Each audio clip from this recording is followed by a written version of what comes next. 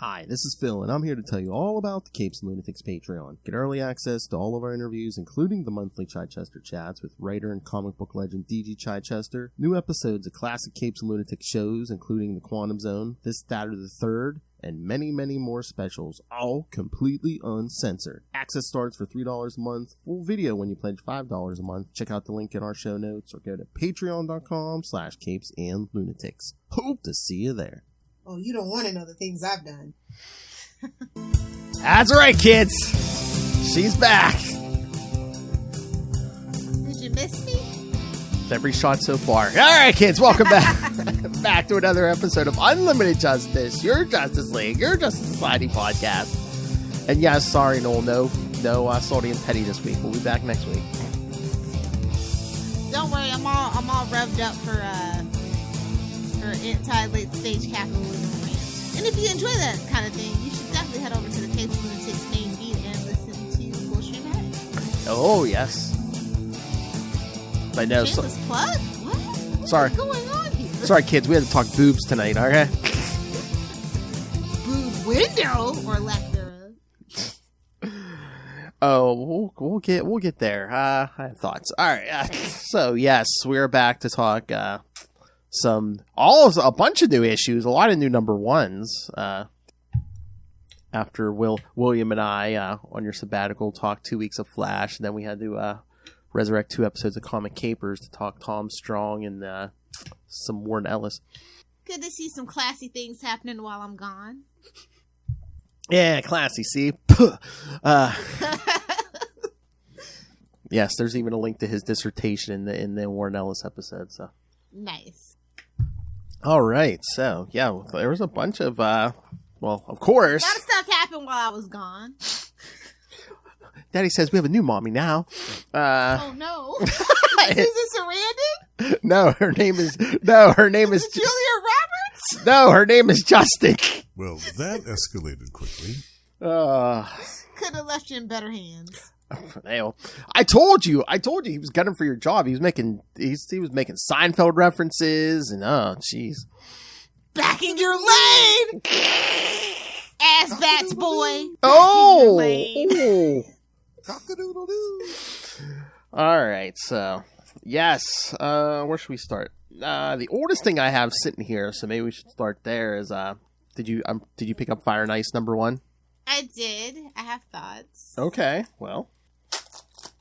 What did you think? Not good thoughts, so I'll let you go. Oh, I mean, it's not bad. It's just, why are we doing the Smallville thing? Yeah. Like, baby, there's only one person that can do Smallville. Were we was this comic trying to do, what was that, The Simple Life with, Paris Hilton and, Nicole Richie? Is that what we were trying to do here? I think so. The art was good, though. Yeah. Oh, yeah. Like, I really enjoyed the art. And all you comic people, it's too late to start pandering to Charlie Esser now. I mean, ambush bug at the end. I was like, oh my god, it's the year. No, that was my favorite thing, though. I know. I'm like, Superior Spider-Man. If he could have just held on just a little longer. Exactly, Superior Spider-Man, ambush bug. I mean, this would have been his year, you know? Yeah. So, Uh, I mean, I like Smallville. I like the concept of Smallville. Obviously, it's my favorite Superman TV show. But it's like small town, big trouble. Like, the wall of weird has been weird forever, you know? I know. It's like, they're not really adding anything new to the atmosphere, to be quite honest. And it's like, how much are we going to throw on Ma Kent here? Because, you know, she's in this book. And then she was in the backup in Action Comics this week because, you know, they have Connor living with them. I think they're getting ready to kill her off, personally. Nah! You know, when somebody shows up too much and they start getting a good story in the TV show, you're like, oh, snap. They're about to kill them. I don't know. They give her the Aunt May treatment. They're slowly de-aging her, too. So, it seems like. Well, I mean, when you're played by somebody that's not that old in a movie, that tends to have that effect, you know? Marissa Tomei, the Marissa Tomei effect, if you will. Oh, yes. Ma Kent should be 90 years old, and that's all I have to say about it. I mean, Smallville, you mentioned Annette O'Toole. Well, Hello. Original Lana Lang, so. a real redhead. I'm just saying. Whoa! No tea, no shade. I love me some Kristen K. Don't get it twisted. But I said what I said. Well, it's supposed to be a ginger, damn it. But yeah, like I said, I like the art. The dynamic, I think, is going to take some time to grow on me. Their costumes, not a fan of just yet. Like, it's a little too early 2000s. Like, they might as well have a hoodie, I guess. We're always trying to update, it seems, and it's like sometimes you don't need to reinvent the wheel, you know? Yeah. Sometimes you can just go back to the original thing. It's fine. You don't have to reinvent the wheel every time. People call things a classic for a reason because it works. So, but I'm interested to see where it goes. Yeah. But, like, I don't know. I don't think Smallville's the place for them. I don't. And I hope there's, like, a reason for it. Like, I can't really see the reason for them being in Smallville. You know I guess they wanted to be away from superheroes, but once again, it's like... I'm like, is it like, Central City in Iowa, like, just saying? And again, it's like, I'm sure they're not going to play it up in this book, but it's like Connor is living with the Kents, so it's like... Yeah, that's what I was like. Poor Connor. He is getting the Wally West treatment. Well, yeah. I hate when people call Connor a clone. He's not really a clone. He's a love child? Exactly. Not sure who's paying child support to whom, but there you go. Well, Lex is the billionaire. Yeah, but Lex has Connor and treats Connor better than Clark, quiet as it's kept, so... Well, he has his own son now. Yeah, true. But and again, like with many characters, New 52 really effed him too. Yeah, he's practically the Jason Todd of the freaking super family. Oh yeah. So yeah, that's the whole thing. So it's like, did we really need to add 2 extra characters to the peripheral of the super family? Like, honestly, I'm only interested in what they're doing with Power Girl. Like, I'm just gonna be real. That's the character that needed the most focus and retooling and, tender love and care. And it's like, I mean, I get it. Like, I don't want to like harsh anybody's mellow or anything, or say somebody doesn't deserve a job. That's not what I'm saying. I'm just trying to figure out where they fit in the pantheon of DC characters and what's their purpose. Like, I love that they're a female duo, and we do definitely need more female-led books. I mean, more so on the Marvel side. I feel like DC, we tend to have a lot. They don't stick around for very long, but unless you're Wonder Woman, and that's just kind of a political thing at this point. We'll get there. But no, like, if I'm in the mood for some wacky fun, I'll pick up the second issue. I'll give it 3 issues. Yeah. But like Smallville, it's just because I love Smallville, and I've always Superboy has always been that sticking point in the Superman mythos, whether it's in TV or the comics, where it's just like, you got to make up your mind. Was he actively saving people and had a cape and flying around or not, man? Mm-hmm. Yeah, again. But it's a really great backdrop, to really humble your characters, and Yeah. I'm curious to see the point of Smallville for these 2 characters. And I mean, is the new formula kind of small town, especially after like Stargirl and stuff? Are they thinking that's a good point? New formula? But honestly, almost all DC big cities are actually kind of small cities. Like, Metropolis was originally Cleveland. Like, no tea, no shade to Cleveland, but just saying. And then it was in Delaware. Canonically, it's in Delaware. Like, until somebody proves otherwise, because of that one map. So it's like, again, if it's not Metropolis, Gotham, or even New York, is it really that big? Exactly. Like everybody's always like, you have, LA, you have New York, and then everybody's like, what about Chicago? And I'm like, what about Chicago? I ain't in the mood for pizza. Who cares? I shouldn't say. Yeah, it's weird. It's like, even like Star City had its appeal, but then like they didn't really go anywhere with it. Well, yeah, and then after during like the Grow years, they moved Oliver out of Star City, so then that's kind of specifically, yeah. So yeah, like I said, if the backdrop serves a purpose, that's fine. But if it's just to like give my kids some time before they offer, I don't know how I'm gonna feel about it. I don't think they're gonna offer. I mean, they've gone back and forth. They're gonna give us a Martha scene in the comic books. Mark my words. Why'd you say that name? I almost guarantee you. Like, I don't know. Don't you think I don't trust DC anymore, man. Don't you think they've learned their lesson? Because I mean, they've killed the Kents off a few times, and they always come back. Yeah. And I'd rather both of them be alive, to be quite honest, you know? Yeah. I much prefer that dynamic, but we'll see. My kid's got her hands full all around, for sure. I mean, if nothing else, I think DC has learned. You know, honestly, I wouldn't mind a limited series of, like, Ma Kent. For my Supernatural fans, it would be like that episode where Bobby, who is like this peripheral character, he's like the boy's adoptive dad, like, you know, he's just a side character. We never really see what he gets up to, and they give us a glimpse of a day in the life of what he deals with, like fielding like all the other hunters' calls, like actually seeing the boys from a different perspective, parental perspective. I would kind of take that for just a limited series. Like, I think the Lois Lane book did really great, too. So, I'm the person that wrote that can write Ma Kent. I think that would be great. Maybe they're gauging that. Maybe that's why she's showing up all over the place. I really think that they really thought, like, it's kind of like, it's Morbin time meme. Like, no, dude, it's a meme. We're joking. It's not a great scene. Yeah. But Ma Kent is a great character. So. Yes. That is the difference. And again, we've harped on it over and over, but I did get this from an expert in the industry, Solid in Ahmed, to check out the new episode. If you want any kind of character to appear, you know, Fire and Ice, whoever, you got to vote with your dollars, kids. Mm-hmm. Absolutely. But they just kind of plucked them out of obscurity, so I feel like maybe there is a plan. Like, I don't know what that plan is, but, like, it's just so random. Like, I know the 80s and 90s are back, but that is obscure. Unless we're going to set up a new Justice League International or something. I don't know. I'm down, but you know who has to write it. Oh, DeMatteis? Yeah. Yeah. Please, yes. So if that's where we're going, because they kind of do, like, I feel like if the next issue mentions Guy Gardner, we're totally gonna get a Justice League International. Like, if we get like 2 or 3 more references, it's happening. It's set in my mind.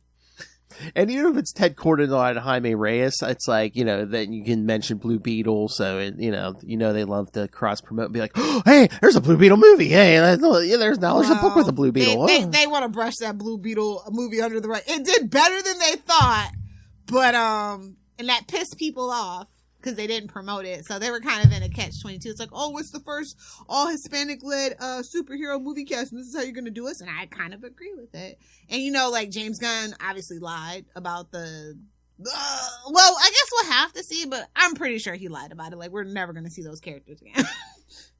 Not a part of his universe. I mean, maybe not in his own They movie. Didn't do enough money. I mean, they did decent, like, more than most people expected, but still not enough. You think some people... The Flash still made more money than them, I think. Yeah, just because, I mean, I hope so. Just the amount of promotion they poured into that damn Flash movie. I would have preferred Blue Beetle make more money. Oh, I would. Yeah. Just for the Ezra. Yeah, I would have. Yeah, just for the sake of, you know, things balancing out in the universe. But yeah, I mean, it's cute. It's quirky. And I don't know that I'm in the mood for cute and quirky right now. But like I said, since it's a female-led book, I just kind of like feel the need that I'm just going to have to pick that up. Because I don't want to give them the wrong signals, especially if you know who the president of DC is. Mm-hmm. That guy's a total tool. Like, he'll use any excuse to like off a female character, a person of color. So, yeah, no. Oh, did I see an article just today? I saw a headline. Is the Dio out there like screaming there's too much wokeness in comics anymore? Well, you know who he's friends with, so 2 people actually. Oh, well, a business partner. Is that who you're saying? Yes, and then the other one is the mascot for Signal of Doom. Oh yeah. Yes. So, but I think he's just trying to fit in. I like, honestly, I just feel like he's just trying to fit in and make the news. Like, I think all publicity is good publicity, but like, I don't think he actually feels like that. Somebody's friends with somebody's friends with Dio. No.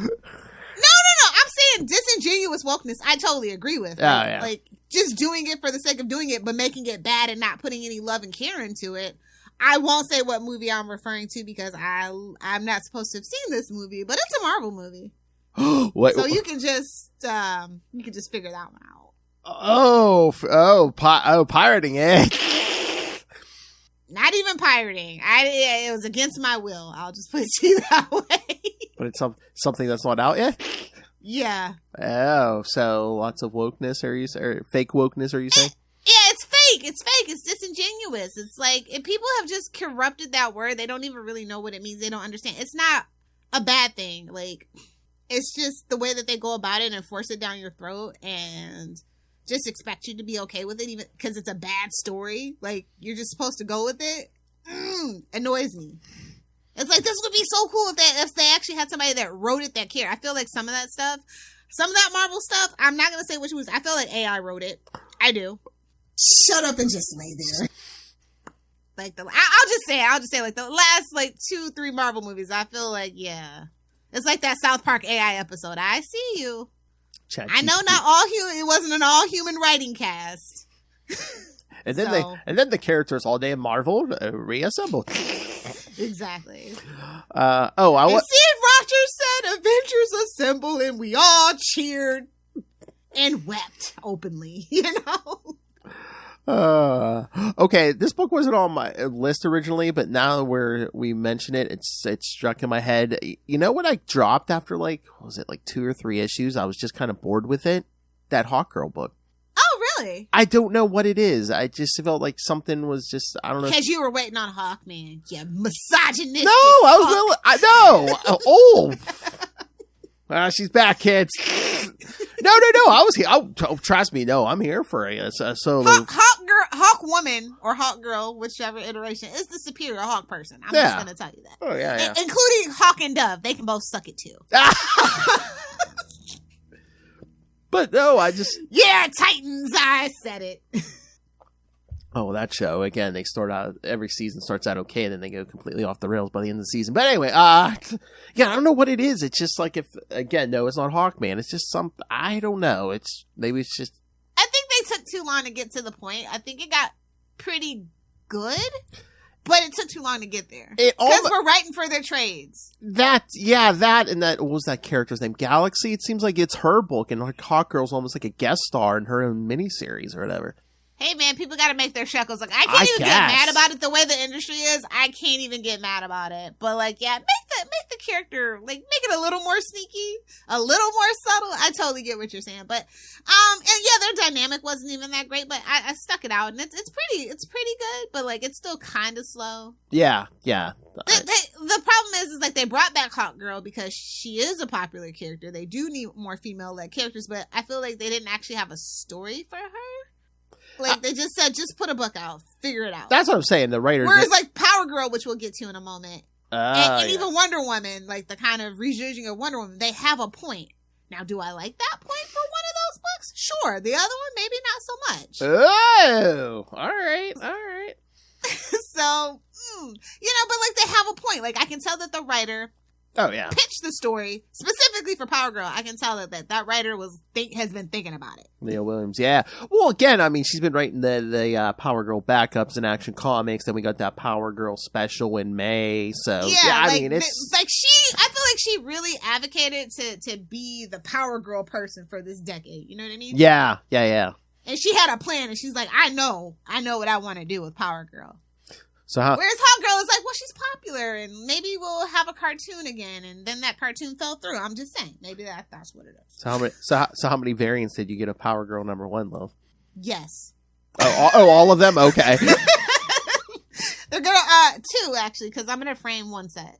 I really enjoyed them. Oh, you got 2 sets. Yeah. Oh no! I mean, I haven't been buying as many comic books, especially on the Marvel side. So, like, I had some extra cash to spare. I should hang some of the ones I've been getting, because I did get the shiny junk in the trunk version.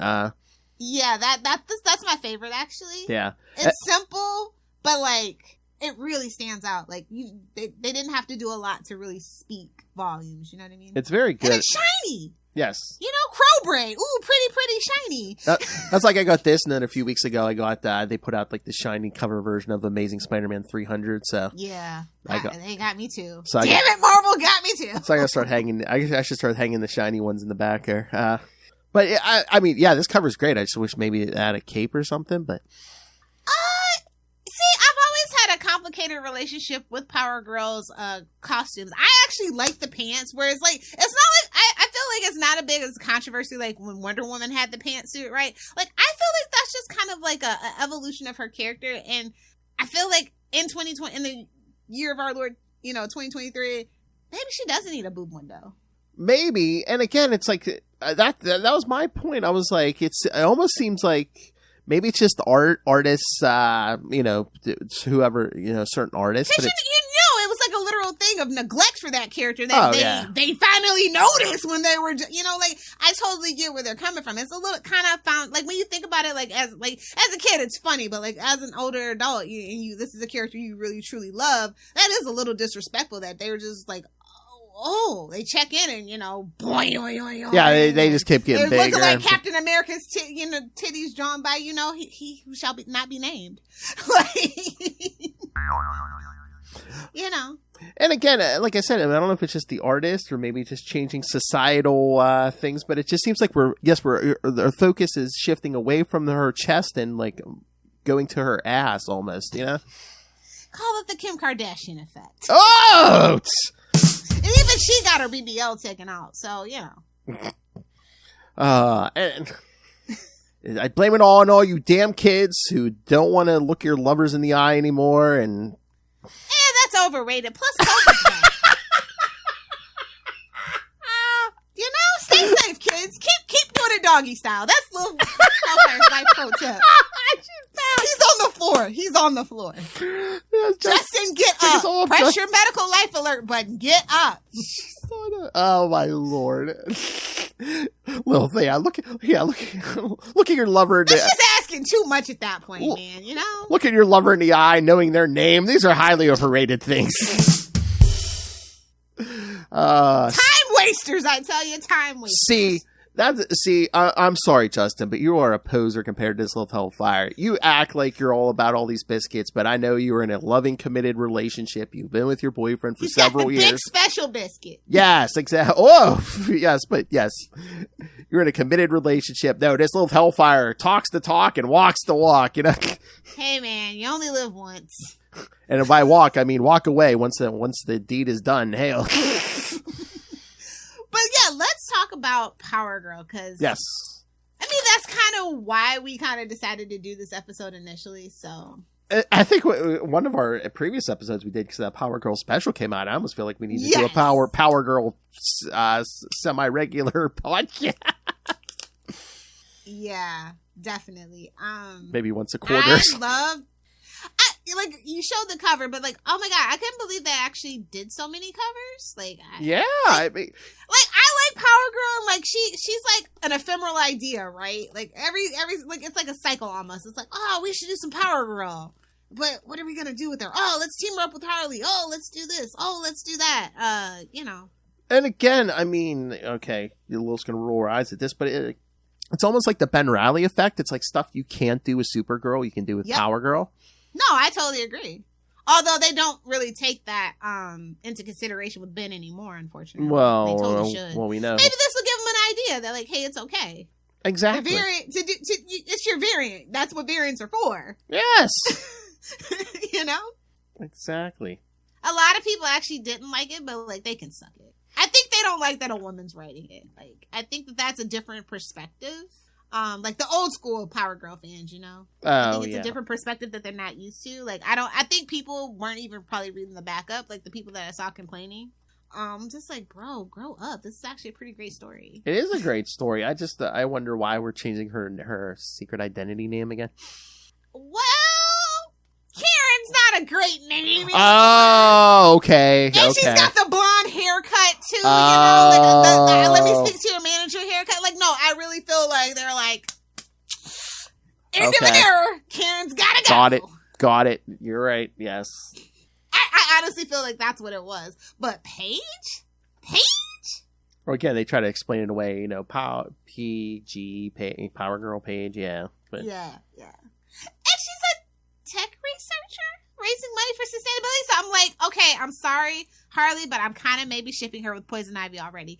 G. Willow Wilson, where are you, baby girl? I need this, please. Power Girl and Poison Ivy. Oh, stay off my hard drive, Phil. Stop. Slow down. Talk slower. I'm just saying. I think that was what kind of clicked in my head. I kind of really dig that because. I mean, you want to make Ray a lifelong DC fan. I mean, come on. Power Girl and Poison Ivy power couple, and of course, the other things. Batman, my favorite character. Philip! What? The chance is never zero. I was gonna say, come on.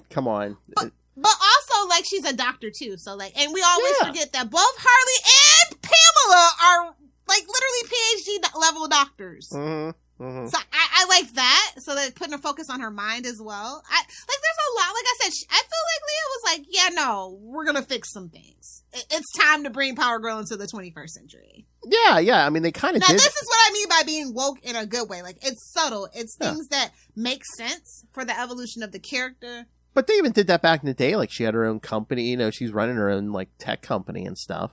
Yeah, but that tech company was giving Iron Man. Yeah, true. Well, not necessarily Greenpeace. So. I don't think a lot of comic writers back then knew, like, big business. They're just like, oh, okay, it sits in a boardroom. Okay. Yeah, exactly. But yeah, I like the update. I think this is how you modernize a character. I think this is how you kind of, if you want to detract from the whole history of things, this is like a good way. And we start with a charity event. And I'm just like, it's giving Hellfire Gala without, and I think maybe that's why they had all the variants too. Like, one company does something and then the other company's like, how can we proliferate that for ourselves? I know you're not reading the Iron Man and White Emma Frost thing, but yeah, it's a sham marriage. Of course it was. I mean, also, the Steelworks and A Better Earth for Tomorrow. Oh yeah. I was like, what? We're doing I think we're gonna bring in all the bastards of the super family. I think that's what this book is gonna do. Whoa! So I'm talking like Steel, everybody. Why can't I think that's just a mini series, but why can't we get a Steel ongoing? Let's not push it. I mean, I don't want this to go back to like post Death of Superman, where there were just too many people running around with the S on their chest. Like, not a fan. But like miniseries, I'm totally good with. I'm like, yeah, if you have like if you have a point that you want to make, 5, 6, maybe even 12, if it's a super good idea. But I don't need any more ongoings in the Superman. We need to get Superman back to basics. Like, he's been, I mean, know what I mean? Like, once we get him fixed, then we can worry about everybody else. And I'm down for it. But like right now. Yeah. I mean, we've discussed it. I mean, are they there completely? An electric mullet? Are they, whoa, I mean, you and me even. We're just, they're on the right track. I was just trying to give you a plug. So. Oh, yes. The Superman podcast. Yes. Oh, it's becoming quite the sausage fest over there because, it seems like Mr. James Cole may be joining us from time to time. I know Connor McKenna wants to join us in an upcoming episode, so it's going to be quite the sausage fest over there. Don't make me come break it up! Oh, you're welcome whenever. But yeah, I think Leah has been doing a great job. Like, I really actually didn't like the backups. I felt like they were too short. And like, also, I just wanted more pages of Superman because that's what I read Superman books for. And I mean, are we trying to give her own identity? Because, they kind of like play with her powers a little bit after Lazarus planets. It's like, do we need to do that? Listen, I don't know, but I'm down for it. And it's just so funny because like the auction had like all those Atlantean art. Then it was like space pirates. I was like, somebody wrote this for me. Exactly. Pirates art. So yeah, I thought that was really funny. So, and then like that heart to heart, I'm just like, I felt like he was scolding her, and I did not like that. Yeah, that's like, baby, isn't she technically older? That's the thing. Her and like the Fire and Ice thing. It's like it's almost like the Peter Parker effect, where it's like we can only let these characters progress so far, and then like I don't know if they try to keep them young, they gotta like kind of like degress them like personality. It's like they've been around for how long, but you act like these people are just like, when they can't make up their mind whether Supergirl should be 16 or 30, yeah, it's a problem. Yeah. Yeah. And then again, too, it's like, well, however Supergirl's age slides, Power Girl's age slides, too, because... Yeah. He's like, hey, can you go to South America? There's a lethal virus. I would have just like, it's probably just Bane and his Venom, bro. I'm not going down there. No, it originated from Earth, too. Yeah, exactly. Just like, I think it's just Bane. I'm not going to go. Oh, man. Poor Bane. But I did hear, I heard somebody at work saying how he's been watching Harley Quinn and he loves that version of Bane. I'm like, oh, yeah. God. Everybody loves that version. I am the pasta maker. You know what would have been even funnier if they actually had Tom Hardy do it. I think if they would have asked him, he would have totally done it.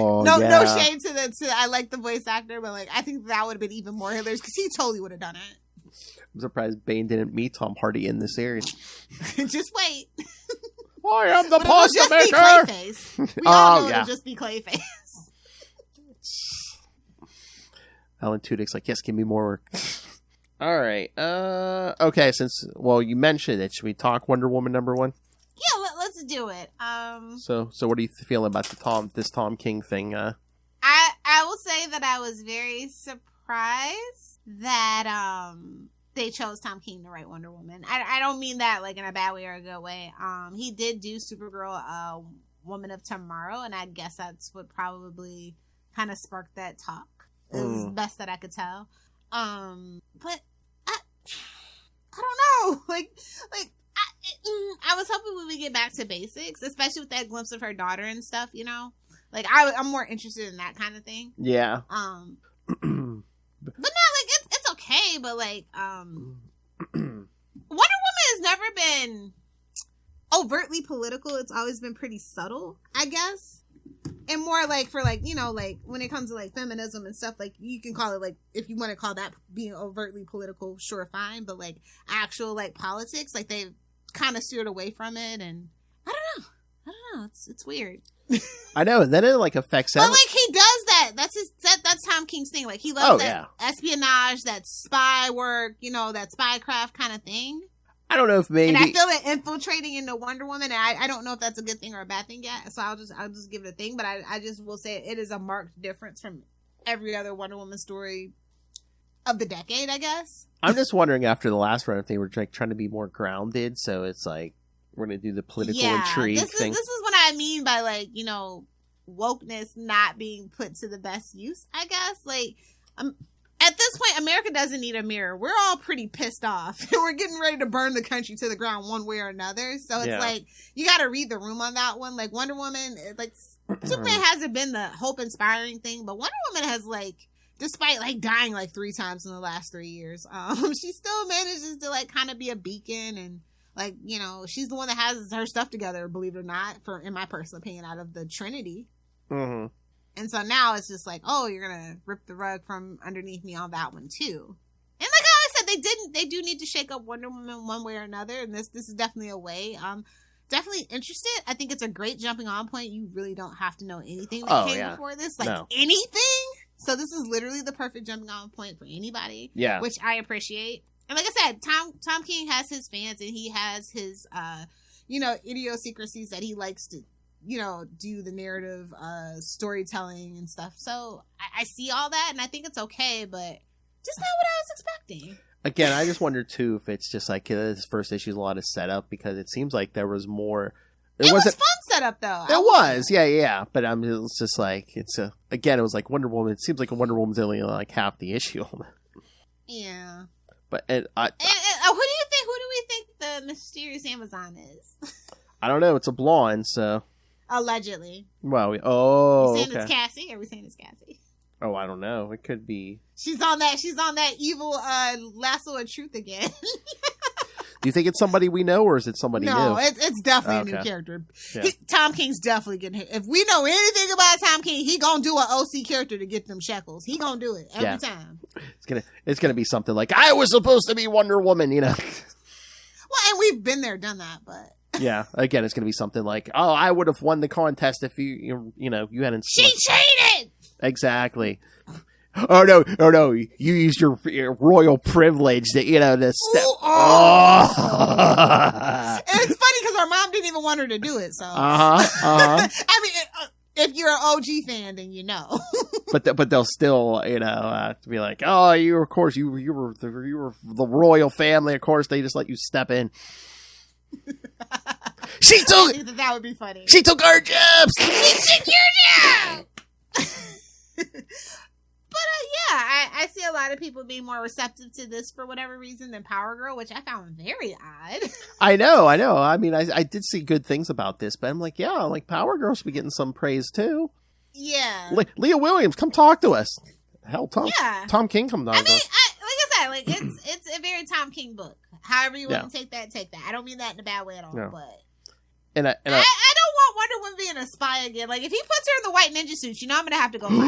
Like, just be warned, Tom. If I see a Wonder Woman in a white ninja suit, or she gets depowered and has to use a samurai sword, we are gonna fight, sir. I'm just know that. If that was your plan, you better write that course, because I will come for you. Would the white suit be okay if she still had all her powers? Yes, that's fine. Okay. But they can't look like pajamas. Okay. I do like that's all. I do like the art though. Was it Daniel Sampier? I do like this art. Oh yeah. Yeah. Oh yeah. Remind me after this that we record about Daniel. I have something funny to say. It's work related, so I don't want to say it on air. Oh, okay. Okay. So yeah. No, the art is good. I'm surprised this didn't get the variant cover treatment. Yeah, it's like what the hell? Power Girl got the bigger treatment than Wonder Woman. Yeah. Maybe that's why people feel a way about Power Girl secretly. I don't know. I mean, well, I think more people were probably clamoring to do Power Girl because she's a character that's more fun, has less restrictions. And are we pushing the superpowered blonde because of certain movies coming soon from the competition? I don't think so. Nobody's really worried about the Marvels. I know, but I mean, or just competing with Carol Danvers in the comics or whatever. Babes, Carol Danvers can't compete with not a single woman at DC. I know, but again. No, I'm being dead serious. Like, no, they're not worried about that. Like, the comic book, sure, but the movie, they're not worried about. Oh, yeah, no. I'm saying maybe the comics, because even that's been kind of dwindling, so. Well, I mean, Ann Nocenti's in the middle of a Carol miniseries right now, and then that's going to spin into an ongoing by somebody else. Yeah. But yeah, like, the interest has been kind of waning on, listen, Carol Danvers had her day. I remember, like, good 2010s, all the 2010s, you couldn't go to a Comic-Con without a whole gangly gang of freaking Carol Danvers core people. I think the MCU kind of damaged her brand, and it's just like, yeah, I agree. I mean, the only reason that I think Carol Danvers has any kind of popularity anymore is, I mean, it's been the writers, comments, you got to lay it to Kelly Thompson most recently, you know. Absolutely, like I told you, even I picked up that book and gave it a go. Like, I miss the old Miss Marvel. Like, I miss the black suit. That's my Carol Danvers. Any character got 50 issues and wasn't Spider-Man or X-Men or Hulk. I mean, come on. That was a feat. And like I said, I enjoyed the writing and the interpretation. Oh, but yeah. Like, I just don't like that character that way anymore. Like, oh, yeah. I like the rogue origin. I'm sorry, I do. I'm a classical kind of gal, man. Mm-hmm. Oh yeah, I mean, Kelly Thompson even had Rogue show up a couple times. Yeah, she did. Because she loves that character. So. Yeah. So I think that was kind of like a mandate that they couldn't really, it was very tongue in cheek. Oh yeah. Flash? I was gonna say, did you read Flash #1? I read it just for you. Oh, thank you. I mean, it's Wally. Yeah. So what did you think? Cy Spurrier kind of building on what Jeremy Adams did, but like giving it like a more sci-fi horror twist. Yeah.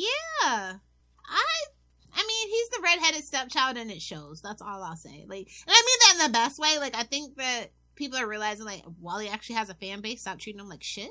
Well, yeah, because you think about it. I mean, they rebooted. They easily could have rebooted a new series with Barry, but yeah, no, they went. But we're trying to get away from Barry. Yeah, they went from one Wally series to another. So. Yeah, I was kind of shocked. I thought we were gonna, and then I read this list. So I was like, "Oh, that's nice. Maybe they'll actually treat him decently this time." Mm-hmm. Because, like, the last 2 restarts has not been a good start for Wally. That's all I'm gonna say. This one is good. I like it. Mm-hmm. There's a lot of history for Wally to live up to, and I like how they're like potentially gonna flesh that out and like actually like give him some meaningful emotional stories. Like, I feel like every time they start to tell an emotional Wally story, it gets cut short with some damn speedster shenanigans. Yeah. I'm just waiting. I'm waiting for Cy Spurrier to bring up some Wally history, because I just saw that last page and I was just like, oh, are we gonna do are we gonna do him looking like the Porcupine Man? Are we gonna call back to that? Are we gonna call back to that? I feel like he's gonna. Then we're gonna dig in deep into that one. So I'm looking forward to it. Mm-hmm. Like, Wally's first run got off to kind of like a rough start, but like it really did pick up in the middle and it really hit its stride and had some great stories. And I really would appreciate if some people would do some nods back to that. And again, instead of just him being the whipping boy. Anytime a crisis happens, he's the whipping boy. Well, any Flash can be a whipping boy during crisis. But yeah, again too. Also, I mean, there were some good stories, but once Mark Waid picked up the book and stayed on it for years, that he got the attention he deserved because Waid just fan of the medium and just stayed there for years, created the Speed Force. Exactly. Listen, I say it all the time, and I don't mean any disrespect to the newbies, but they just don't make them like that anymore. They just don't.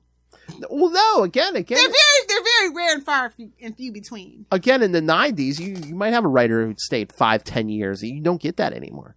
Yeah. Well, like I said, especially specifically for Marvel, it's the same with their movies, it's the same with their comic books. Our characters are the stars, not the writers and not the actors. Our characters. We can replace anybody we want to as long as we have these characters. The brand, yeah. And that's always been the plan. Yeah. And that's unfortunate. And it's kind of killed cinema and comic books, in my personal opinion, a little bit because of that. Okay, Scorsese. He had a point! I know. I said it the first time he said it, and now everybody's back on the bandwagon like, well, yeah, Disney bad. MCU bad. Lilith has a stake in this. Literally, she has a financial stake in Disney.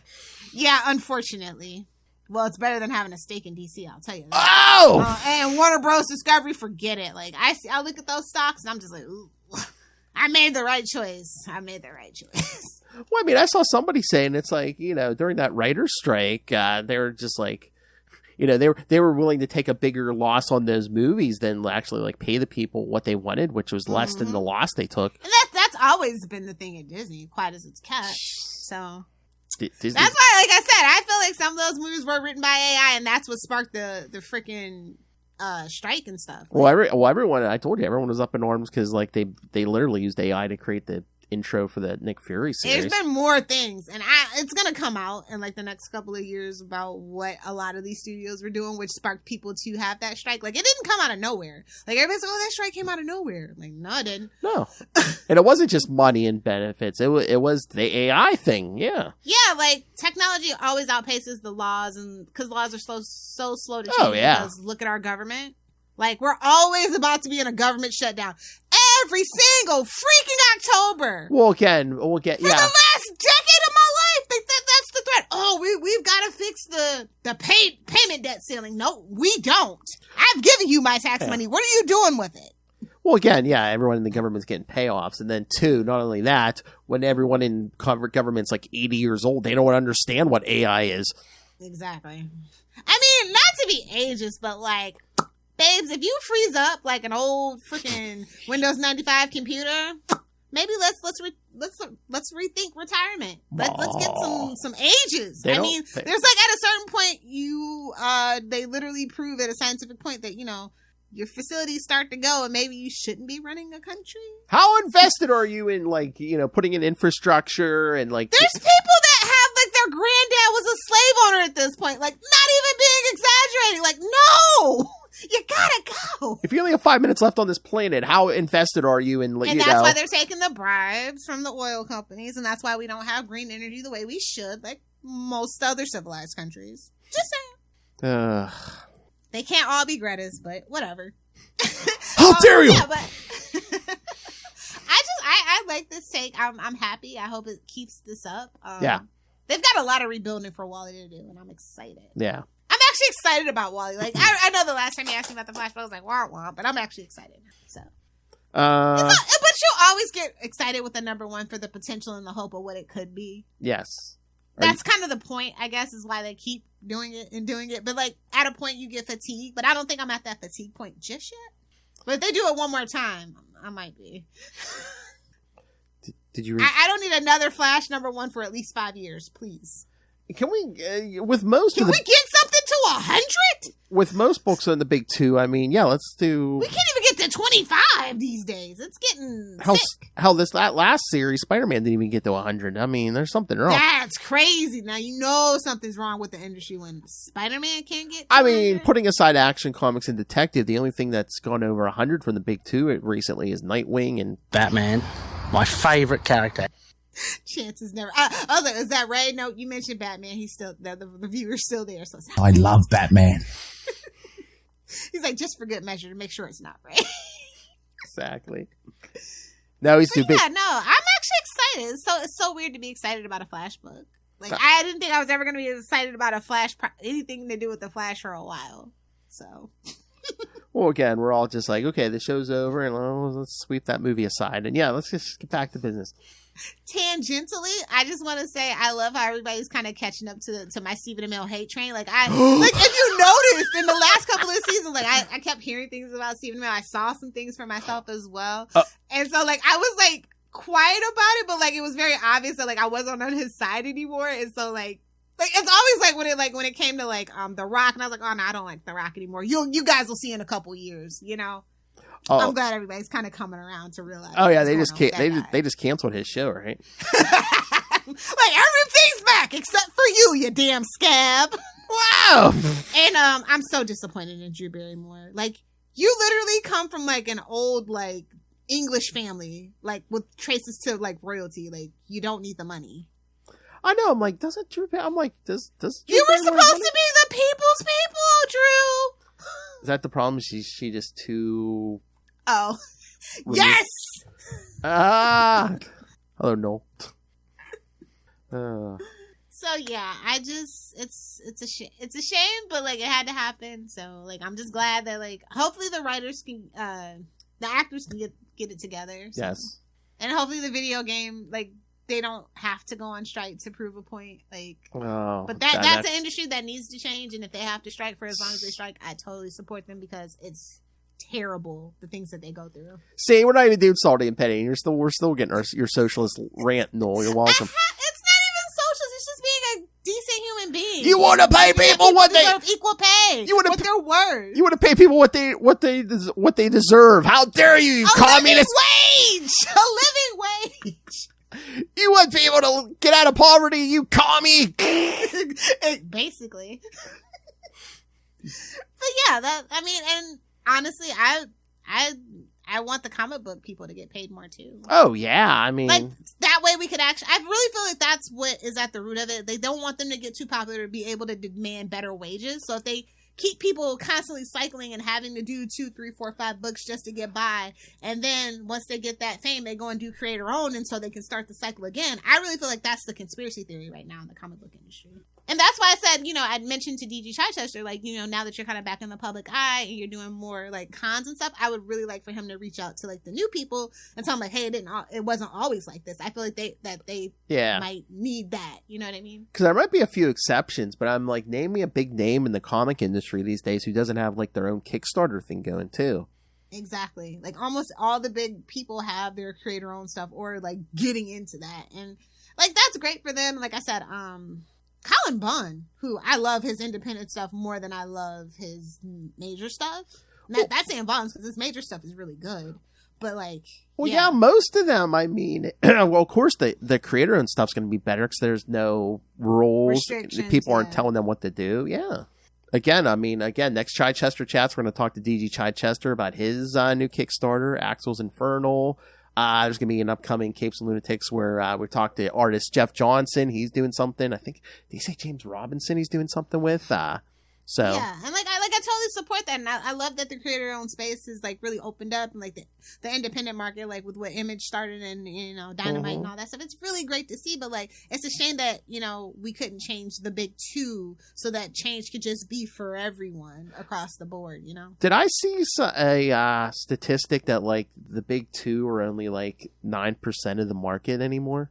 Boy, I mean, manga takes up most of it. Yeah, now I think that was the thing. Yeah. And like I said, Image Comics has really been a thorn in their side for quite some time, especially with, Spawn hitting those big numbers. And they're really looking to make themselves a multimedia company now once they get that Spawn movie off the ground and things like that. Oh, yeah. And then they go with Kirkman, they're doing that Energon universe now, G.I. Joe, Transformers. So, I mean, I see people are saying it's probably going to be a big week for comics next week just because Transformers #1's coming up. Yeah. A lot of people are excited about that. Mm-hmm. And then, like, just the resurgence of Teenage Mutant Ninja Turtles and, all that stuff, too, so. So, yeah, the big two better do something. Yeah, they need to shape up. They do. I really honestly feel like that's the conspiracy. Like, oh, we'll give them so much work, they'll be so overworked for so little pay that they're not going to want it. They're not going to be able to sustain it mentally. you know. Yeah, I mean, I don't know if Marvel's And they can move on. Is Marvel testing the waters? Because, I mean, we keep getting those miniseries set in the 90s, like Daredevil Black Armor. Bro, just go ahead and do it. Just reboot the freaking universe to the 90s and stay there. It's where it was safe and warm, damn it. Exactly. No, so serious. Like, I've just been thinking about, like, all my happy places are the 90s. Pizza Hut was the best in the 90s. Taco Bell was the best in the 90s. Oh my God, early 90s Pizza Hut. Oh my God. Like, it's a vibe. Like, the red glasses. Kids don't know today. Yeah. Kids will never know. Reading 100 books for a $5 pizza. Kids will never know. I know. Yeah, getting them stars on your badge. Yeah, you don't know. So, like, yeah, I would be perfectly happy if both big two just said, you know what? We made a mistake. Neon Taco We're gonna Bell. reboot and we're going to keep it stuff. We're going to keep you safe and warm and tucked in, you know? I almost feel like we got to do another Salty and Petty on restaurants. Be like, you kids don't know 90s restaurants. Oh, 90s restaurants. Ah. Oh, Chi-Chi's, baby. Chi-Chi's. Oh, Chi-Chi's, yes. I swear, I think it was like back in 2000 and must have been 11. I saw a Chi-Chi's. It Really? was open. I don't know if they were like a Chi-Chi's that never closed or if it was like a time bubble. I passed it like so many times and then it turned into a macaroni grill. Oh. And I was in Kentucky. And I was just like, because Kentucky's a little, you know. Mama behind on the macaronis!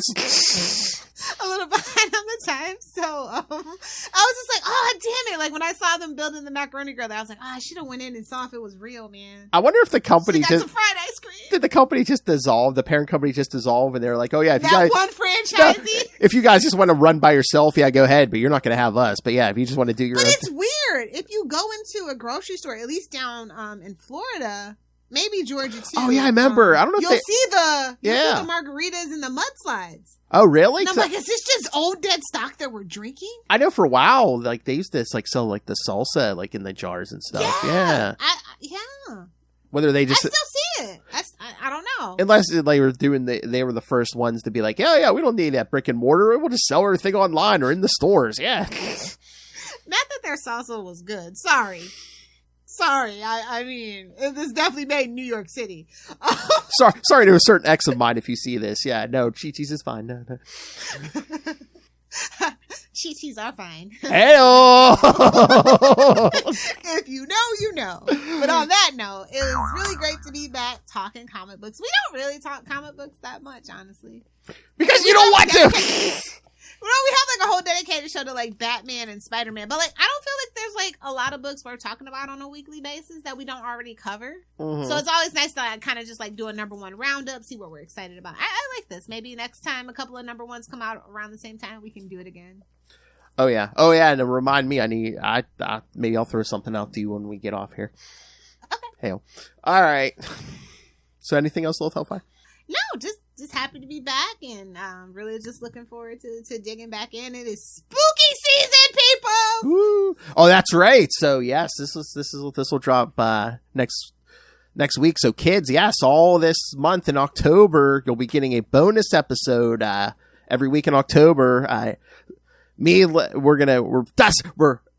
opening the vault from our pre. Unlike Disney, we're opening the vault. From our pre-Capes and Lunatics days when me, Lilith, and Mr. Tyler Patrick did a Batman The Long Halloween special. So, yes, you'll get 5 episodes in October. So, Ray, you'll get double the Batman in October. Oh, boy. Do we know our fans? The Long Halloween is a really good story, though. Yeah. Even if you're not a Batman fan, Tim Sales, man. That's all I gotta say. Yeah. That was his heyday, too. He could not miss. No. Oh yeah, he started doing it, and then he did all those Marvel specials, like the Spider-Man Blue and stuff. Yeah, Daredevil Yellow. Yeah. So what a time to be alive. The 90s. Yeah, you punks don't know. Safe and warm. Everybody just spam Marvel with those 3 words. Tell them Capes Lunatics Sidekicks sent you. Capes and Lunatics said to wrap us in that warm blanket that was the 90s, Marvel. Just give me a cup of hot cocoa and a VHS. I'm good.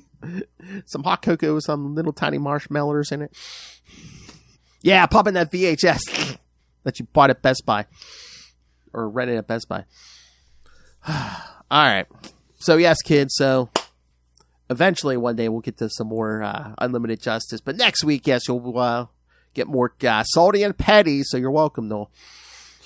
But yeah. Oh, what are we talking about on Salty and Petty? Well, for the month of October, I'm glad you asked, Lilith Hellfire. Yes, we'll do a review of the original Crow movie.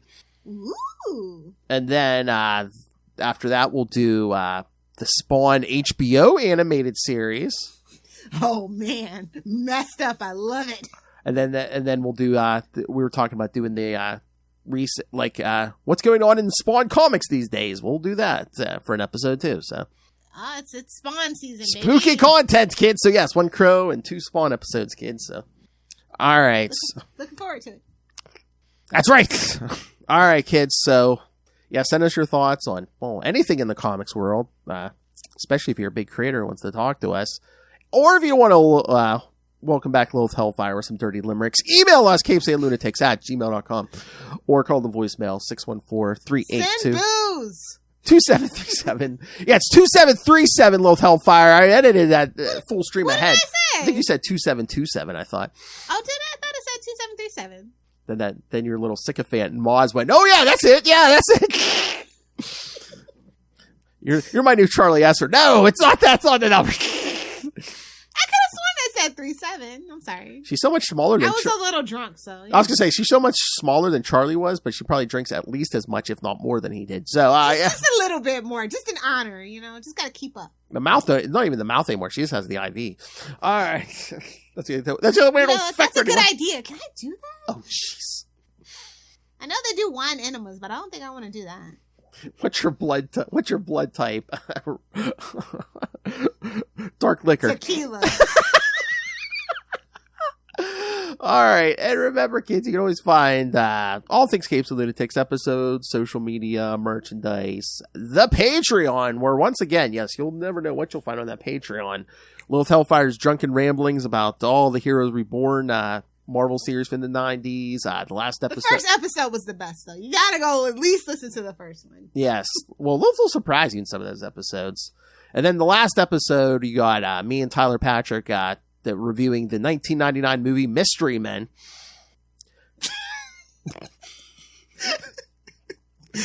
Nobody. Phil, hey man, we should review Mystery Men. No. We were trying to think of something. I was like, we were thinking about movies. I was like, Mystery Men. And Tyler was like, oh yeah, Tyler. He's like, oh yeah, let's talk about that. No, that's a great movie, though. The spleen. All right, so find everything at tubespace.io/CapesandLunatics Podcast Network. That's tubespace.io/CapesandLunatics Podcast Network. All right, Lilith Hellfire, it's been a while since these people have heard from you. Oh, you know what? The funniest thing, I think, was it might have been last week. I don't think she even listens or watches the full videos, but my mom's like, where's Lilith at? What happened to Lilith? I was like, she's fine. She's on vacation. Settle down. Aw. Don't worry, your other child is fine. That's funny. I'm back. But yeah, if you guys want to hang out with me on the interwebs, you better be a Meta girly, because you can only find me on Facebook, Threads, and Instagram at your favorite internet granny. That's GRANNIE. Your mother's a whore. Your whole family can suck it. It's not Miller Mayhem May, okay? It's always Miller May here. I wonder if my wrist is It's always Miller Mayhem May. Silly. Exactly. Lubricated eels are the best. Oh my god, I forget what episode we were doing. We mentioned Frank Miller in an episode, and Justin was like, you could see him just sitting there waiting for me to hit the button. And I was like, your mother's a whore. He's like, I wondered how long it was going to take you to push that. He's like, you're like, I'm a little rusty. My bad. Well, no, it was in the middle of a sentence. He was like, I was waiting. I'm like, okay.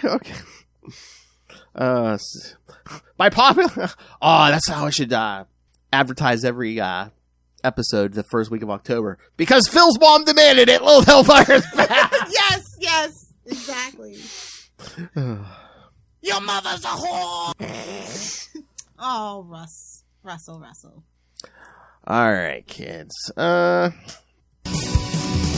Thank you for joining us again. Next week we'll get your weekly dose of Salty and Petty. Unlimited rants. Unlimited socialism. Yeah, Noel's probably been going through withdrawal. Don't worry, we got plenty planned for Salty and Petty. Don't worry, even if we're talking like Crow and Spawn, no, I'm sure there'll be some socialist rants. I promise you. I'm gonna put on the rant, Snuggie. Don't you worry. All right, kids, come back next time. Remember, get yourself some busty justice. Unlimited busty justice, apparently. Or the butt. Outrageous.